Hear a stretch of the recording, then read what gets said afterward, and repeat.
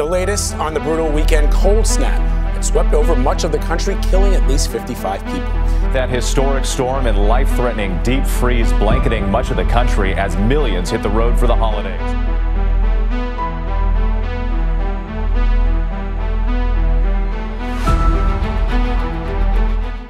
Un défilé de rivières atmosphériques s'est abattu sur la côte ouest, produisant des précipitations quasi-records, déclenchant des inondations et des coulées de boue en faisant tomber des arbres. Aujourd'hui, une autre rivière atmosphérique, ou bande d'humidité tropicale profonde, accompagnée de pluies torrentielles et de vents violents, devrait s'abattre sur le Golden State dans les jours à venir, prolongeant une situation de saturation en eau qui pourrait durer 10 jours ou plus.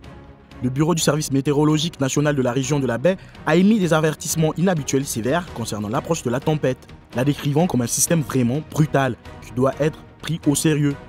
Ils ont prévenu qu'une rivière atmosphérique allait frapper la Californie. Cette rivière atmosphérique est liée à un système de basse pression qui se renforce rapidement au-dessus du nord-est du Pacifique et qui s'intensifiera assez vite pour être classé comme un cyclone bombe. Les bombes météorologiques doivent leur nom à leur développement explosif, qui comprend une chute rapide de la pression atmosphérique, laquelle crée un effet de vide, permettant à la tempête d'ingérer de l'air et de générer des vents violents. L'épisode imminent a été classé comme un événement de catégorie 3 par le Center for Western Weather and Water Extremes, un organisme de recherche qui classe les rivières atmosphériques sur une échelle de 1 à 5 en fonction de leur intensité et de leur durée. Toutefois, cette classification ne tient pas compte de la saturation du sol à l'avant de la tempête, due au flux antérieur, qui rendra les inondations plus probables et augmentera le risque d'arbres abattus. Ces 2 dernières années, l'Amérique du Nord a connu une saison hivernale étonnamment glaciale et neigeuse. Certains États ont été plus durement touchés que d'autres, notamment le Texas, où les habitants ont été pris de court par 2 hivers consécutifs très froids. Les choses ont été aggravées par la tempête d'hiver nord-américaine de février 2021, officieusement appelée Viola. Et cette année ne devrait pas faire exception. Les météorologues et les réseaux de prévision météorologique de tout le continent ont prévu que cet hiver serait tout aussi rude que le précédent. Ils ont conseillé aux habitants de se préparer à des conditions météorologiques défavorables.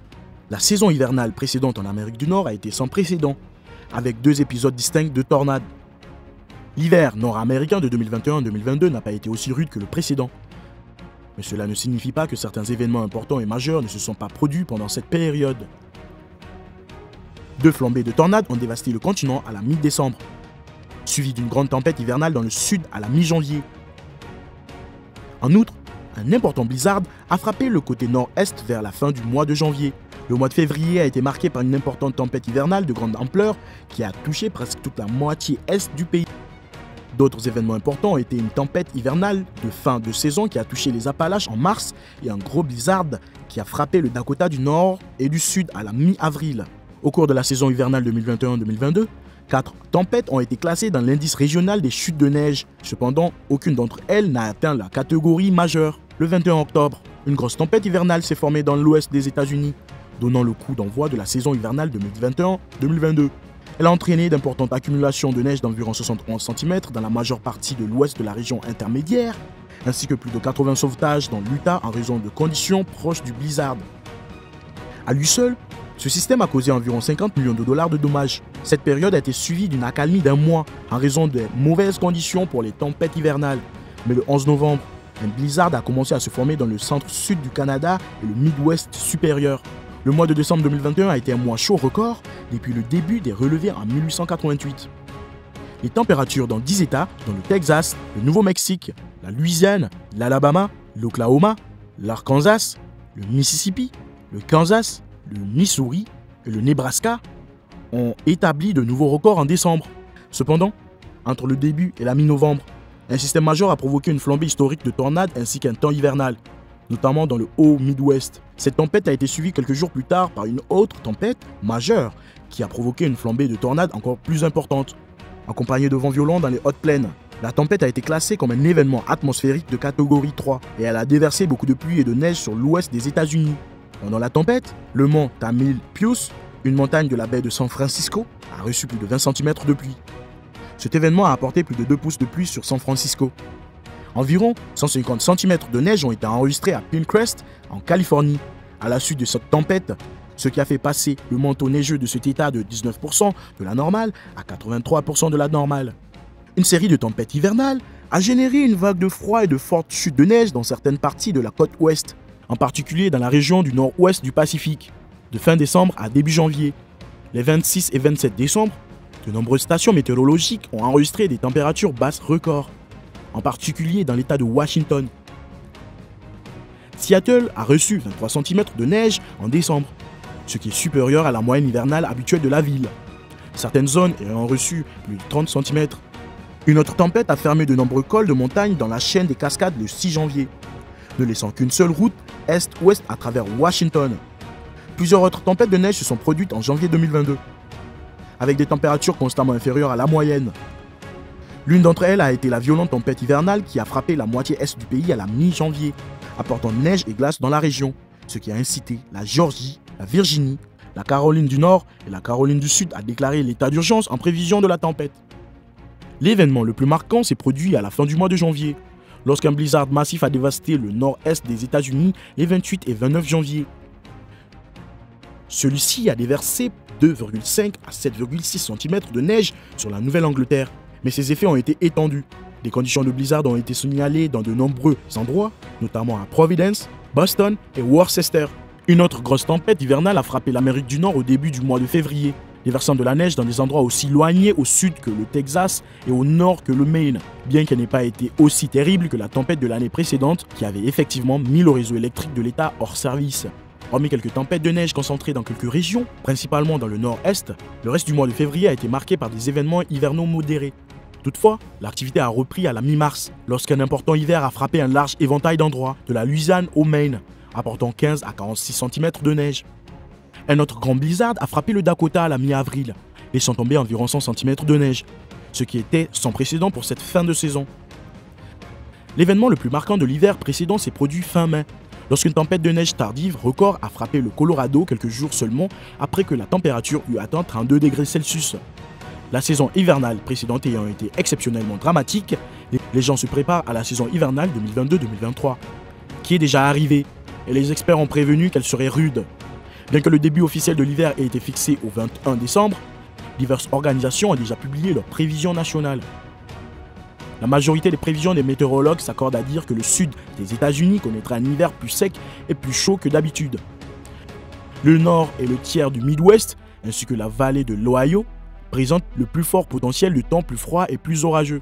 Ces conditions sont typiques de celles qui se produisent lors des événements La Nina. Cet hiver, La Nina devrait dominer pour la 3e année consécutive. Certains parlent de cette saison comme d'un conte de 2 hivers, car les météorologues prévoient que le temps divisera le pays en 2 cet hiver. Pour certains, ce sera l'hiver le plus mémorable, tandis que pour d'autres, ce sera le plus terrible. Une moitié du pays sera confrontée à un froid glacial et à des montagnes de neige, tandis que l'autre moitié n'aura peut-être même pas l'impression d'être en hiver. Les conditions hivernales commenceront véritablement au cours des 3 premiers mois. Le récent cycle solaire 24 a connu le plus faible niveau d'activité solaire depuis près d'un siècle. Nous sommes maintenant entrés dans les premiers stades du cycle 25, qui devrait culminer vers juillet 2025 et produire une activité moindre. Cela indique qu'en moyenne, des températures plus basses seront observées sur l'ensemble de la planète. La plupart des États-Unis pourraient être plus froids que d'habitude cet hiver. Cependant, la partie occidentale du pays sera pluvieuse et douce, avec de fortes pluies. Les températures hivernales seront plus douces que d'habitude des Rocheuses à la côte ouest, ainsi qu'en Alaska et à Hawaï, ce qui contraste fortement avec le reste du pays. Les précipitations seront supérieures à la normale du Maine au sud-est de la Virginie, ainsi qu'en Floride et au Missouri. L'hiver sera froid et neigeux dans le Midwest et le long de la côte est. Les experts ont averti la partie orientale des États-Unis de se préparer à une saison froide qui pourrait battre des records. Les températures dans le Grand Sud et au Texas pourraient descendre à moins 13 degrés Celsius. La majeure partie du pays entre la côte est et les Rocheuses connaîtra des températures plus froides que la normale. Du centre de la Nouvelle-Angleterre à la Caroline du Nord, les grands lacs inférieurs à l'Ohio aux basses terres du Tennessee dans les plaines du Sud, des plaines du Nord à l'est de Washington, et à travers des terrains plus élevés des Rocheuses du Sud et de la Californie, il y aura des chutes de neige beaucoup plus importantes que d'habitude. Les températures glaciales entraîneront presque certainement des chutes de neige supérieures à la moyenne dans la plupart des régions de l'Est des États-Unis. L'hiver persistera jusqu'au 28 février, selon les directives météorologiques. Toutefois, les tempêtes hivernales devraient se produire en dehors de ces limites. Les températures dans le nord-ouest du Pacifique et les plaines du nord devraient continuer à être inférieures à la normale, selon le Centre de prévision climatique de la National Oceanic and Atmospheric Administration. Le 17 octobre, la péninsule supérieure du Michigan a été frappée par un froid de début de saison. Certains endroits ayant reçu 30 à 46 cm de neige et plus de 30 000 personnes ayant perdu l'électricité. L'air froid aurait battu des records dans le Midwest et le sud profond au cours des 3 jours suivants. Une centaine de voitures ont été empilées à Denver à la suite d'une autre tempête hivernale, à l'issue d'un épisode de tornade. L'éruption volcanique sous-marine de Hunga Tonga, survenue au début de l'année, a libéré de grandes quantités de vapeur d'eau dans le ciel et même dans la stratosphère. Jusqu'à présent, aucune recherche n'a été menée pour expliquer les répercussions de cette éruption sur le temps et le climat de la planète. Mais certains scientifiques ont prévu qu'elle pourrait affecter la saison hivernale cette année. Selon eux, un excès de vapeur d'eau dans l'atmosphère pourrait entraîner une plus grande quantité de neige. Selon le météorologue principal AccuWeather, Paul Pastelok, et son équipe, cet hiver est compliqué pour de multiples raisons, dont l'éruption du volcan Hunga Tonga. En raison des températures océaniques plus élevées que la normale, les experts d'AccuWeather prévoient une saison d'orage violent plus active dans les États du sud-est. M. Pastelok a également noté que l'augmentation de la température de l'eau pourrait favoriser le développement d'un système potentiellement important qui affecterait la côte est dans la seconde moitié de l'hiver. Il ne fait aucun doute qu'il y aura beaucoup de neige. Certaines régions des États-Unis, comme Nashville, ne voient pas de neige avant décembre. D'autres, comme les Rocheuses, peuvent avoir de la neige dès le mois d'octobre. Étonnamment, une grande partie du pays a déjà reçu de la neige cette année, ce qui est un peu plus tôt que d'habitude. Faites-nous part de vos impressions dans les commentaires ci-dessous.